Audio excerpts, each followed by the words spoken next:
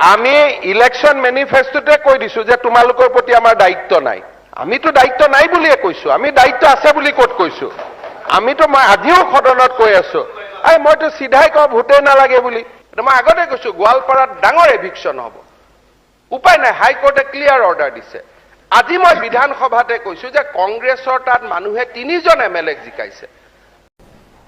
প্ৰথম কথাটো হ'ল যে লেণ্ডলেছ মানুহ যদি আছিলে, লেণ্ডলেছ মানুহক পট্টা দিয়াৰ কাম কংগ্ৰেছ চৰকাৰে আজি 75 বছৰৰ পৰা কিয় নকৰিলে?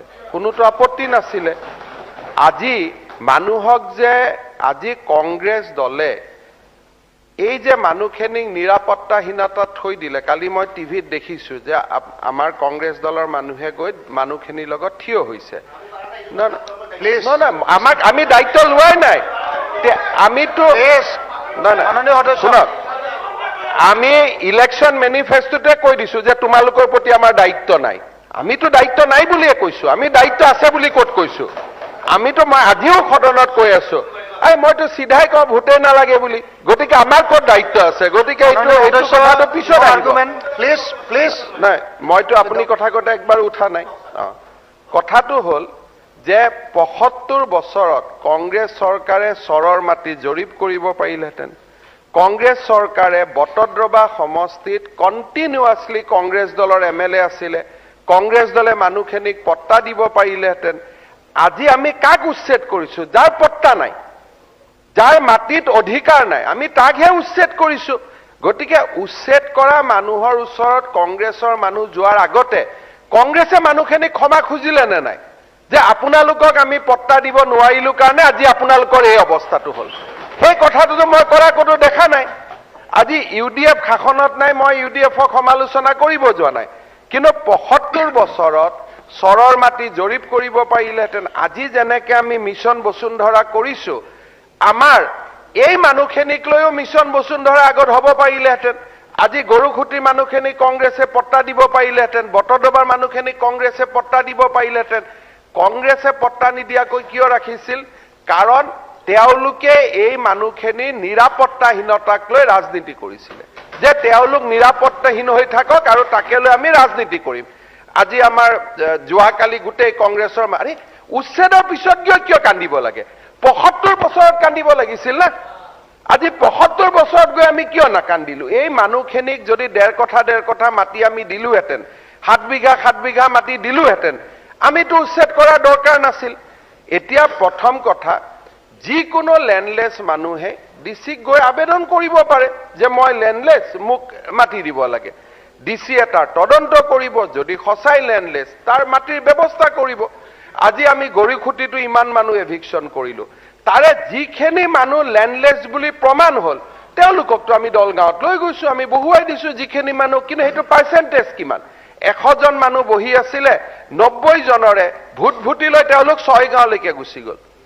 তাৰমানে এইটো এডিশ্যনেল মাটিহে আছিলে, কিন্তু যিখিনি জেনুইন মানুহ আছিল আমিতো ধুনীয়াকৈ বহাই দিলো, কাৰোতো আপত্তি নাই।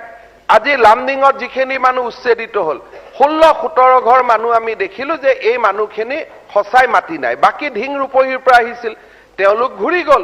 16-17 ঘৰ মানুহ যি বাচিলে তেওঁলোকক আমি যমুনামুখ সমষ্টিত বহাই দিলো যে আপোনালোক তাতে বহক। আমাৰতো দুখীয়া মানুহৰ লগত শত্ৰুতা নাই। গোটেইখিনি মোৰ এটাই ৰিকুৱেষ্ট যে অলপ কংগ্ৰেছ দলে সংখ্যালঘু মানুহৰ হৈ মাত মতাৰ আগতে আমি সংখ্যালঘু মানুহখিনিক 75 বছৰ কেনেকে এৰি থৈ আহিলো, মাটিৰ পট্টা নিদিলো, চৰৰ মাটি জৰীপ নকৰিলো, ভাল ঘৰ এটা নিদিলো, ভাল স্কুল এটা নিদিলো, ভাল জীৱন এটা নিদিলো। বিৰোধী পক্ষত থাকোতে যে আমি ইমান সংখ্যালঘুৰ প্ৰীতি হৈ যাওঁ, শাসনত থাকোতে কাম কিয় নকৰো?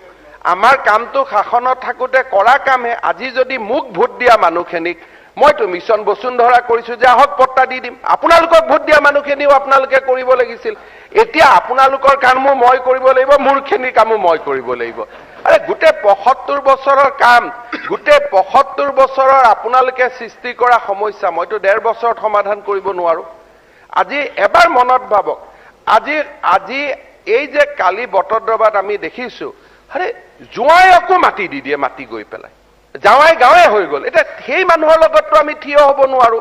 কিন্তু যিখিনি মানুহ সঁচা অৰ্থত লেণ্ডলেছ, কালিয়ে মই ডিচিক কৈছো যে কোনবা যদি মানুহ সঁচা অৰ্থত ল্যান্ডলেস আছে আপোনালোকে চাই দিব কিন্তু আমাৰ এই সা মানুহে বুজি পাব লাগিব যে 50 বিঘা মাটি দখল কৰি থকাটো কোনেও ল্যান্ডলেস বুলি নকয় এজন তাত পঞ্চায়তৰ প্ৰেসিডেন্টে 50 বিঘা মাটি দখল কৰি থৈ দিছে এটোতো সিলিং একমতেও ইমান মাটি ৰাখিব নোৱাৰে সো আজি যদি সংখ্যালঘু মানুহ যিখিনি চৰত আছে 7 বিঘা মাটি যদি ভগাই লয় কাৰোতো প্ৰবলেমে নাই এটা মাটি লৈ থৈছে 2200 বিঘা 300 বিঘা 800 বিঘা তাততো সমস্যা হ'বই আজি সেই কাৰণে ল্যান্ড পলিচিৰ কথা কোৱাৰ কাৰণে মই ভাল পালো কংগ্ৰেছ দলে এটা জাগৰণ সৃষ্টি কৰক যে মানুহে ল্যান্ড পলিচিৰ বাহিৰত মাটি ৰাখিব নাপায় গভৰ্ণমেণ্টক নিজে নিজে মাটি দি দিয়ক না যে আমাৰ এই মানুহখিনি আমি 50 জন মানুহ আছো আমি 5000 বিঘা ক্যাপচাৰ কৰি আছো আমাক 350 বিঘা এলট কৰি দিয়ক বাকি 700 বিঘা আমি এৰি দিম ঝামেলা খতম গভৰ্ণমেণ্টেটো ভালেই পাব গতিকে যদি ল্যান্ড পলিচিৰ আমি সঁচাই কথা কৈছো ল্যান্ড পলিচিৰ ওপৰত জাগৰণ এটাও আমি সৃষ্টি কৰিব লাগিব যে বিয়ন ল্যান্ড পলিচি আমি মাটি নধৰো আজি আমাৰ জাকিৰ হুছেইন সিকদাৰ তাতে মই প্ৰায় কথা পাতি আছো জাকিৰ হুছেইন সিকদাৰক যে এইখিনিটো এভিকশন কৰিব লাগিব কাৰণ কিহৰ কাৰণে তাতে মানুহখিনি 50 বিঘা মাটি ৰাখি থৈ দিছে এতিয়া আজিৰ দিনতে এলএসিৰ মেম্বাৰ বিধায়ক গৰাকী আজিৰ দিনতে কপুলাৰ লৈ পেলাই আবেদন কৰক যে 7 বিঘা মাটি দিয়ক তেওঁলোকে পট্টা পাব পট্টা পালে বাকি মাটিখিনি চৰকাৰৰ হৈ যাব চৰকাৰো খুশ মানুহো খুশ তাকে নকৰি আপোনালোকে মানুহখিনিক পট্টা নিদিয়ে মানুহখিনিও 100 বিঘা মাটি দখল কৰি থাকে বাকি ল্যান্ডলেস মানুহক মই ক'ত মাটি দিম সেই কাৰণে এইটো কোনো এনেকুৱা এটা ধৰিব নালাগে যে আমি কোনোবা জাতি উপজাতিৰ বিৰুদ্ধে আমি কৰি আছো আমাৰ কথাটো হল যে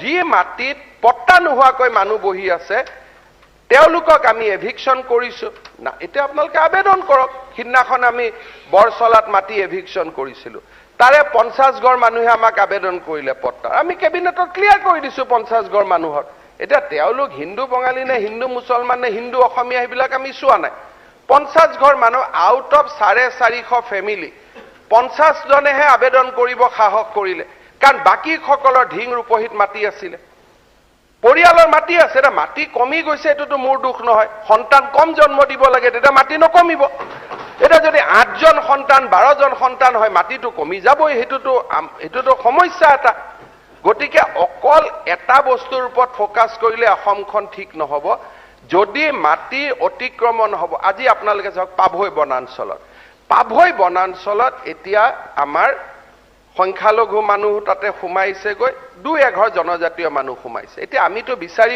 এভিকশন নকৰো যে সংখ্যালঘুখিনিক এভিকশন কৰিম জনজাতীয়খিনিক নকৰিম আমি জনজাতীয় মানুহখিনিক খবৰ দিছো যে 2005 আগত যদি আপোনালোক ইয়াত আছিলে ফৰেষ্ট ৰাইট মতে আপোনালোকে আবেদন কৰক সময় দিছো আমাৰ এমএলএ সকলক জনাইছো যে আপোনালোকে গৈ মানুহখিনিক সচেতন কৰক কিন্তু যদি 2005 আগৰ তেওঁলোকে কাগজ দিব নোৱাৰে তেলে মইতো বনাঞ্চলখিনিটো ক্লিয়াৰ কৰিবই লাগিব তাতে গৈ এতিয়া কংগ্ৰেছৰ ডেলিগেশ্যন এটা যদি আহি হাজিৰ হয় হেতু হাই কোৰ্টত পিআইএল কৰিব লাগে যে আপোনালোকে কোৰ্টে গভৰ্ণমেণ্টক যিটো ফৰেষ্ট এভিকশন কৰিব অৰ্ডাৰ দিছে হেতু আপোনালোকে কেনসেল কৰক কাৰণ আমাৰ ইয়াত আপত্তি আছে এখনটো পিআইএল কংগ্ৰেছৰ ফালৰ পৰা যাব লাগে হাই কোৰ্টত এতিয়া অৰ্ডাৰ দিছে হাই কোৰ্টে যে এন্টায়াৰ গোৱালপাৰা এভিকশন কৰিব লাগে আমাৰ এমএলএ মহোদয় জানে এটা 4 জনকৈ গোৱালপাৰা ৰাইজে কংগ্ৰেছ দলৰ বিধায়ক পাতিছে তেওঁলোকে হাই কোৰ্টত গৈ পিটিশন এখন কৰিব নালাগে নেকি যে এনেকুৱা অৰ্ডাৰ নিদিব বুলি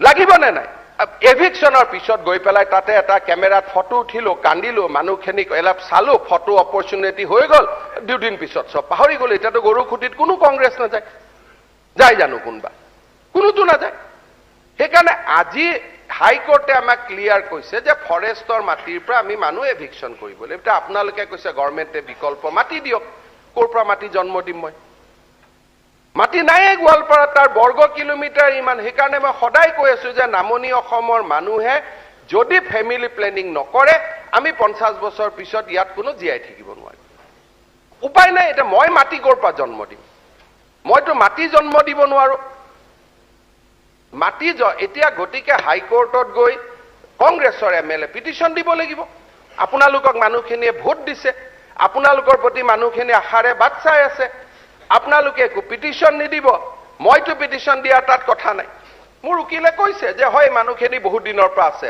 হাইকোৰ্টে কৈছে নাথিং ডুইং ফৰেষ্টৰ মাটি তোমালোকে এভিকশ্যন কৰিবই লাগিব এটা এভিকশ্যন কৰাৰ পিছদিনাখন ফটো উঠাতকৈ এটা মই আগতে কৈছো গোৱালপাৰাত ডাঙৰ এভিকশ্যন হ'ব উপায় নাই হাইকোৰ্টে ক্লিয়াৰ অৰ্ডাৰ দিছে আজি মই বিধানসভাতে কৈছো যে কংগ্ৰেছৰ তাত মানুহে 3জন এমএলএক জিকাইছে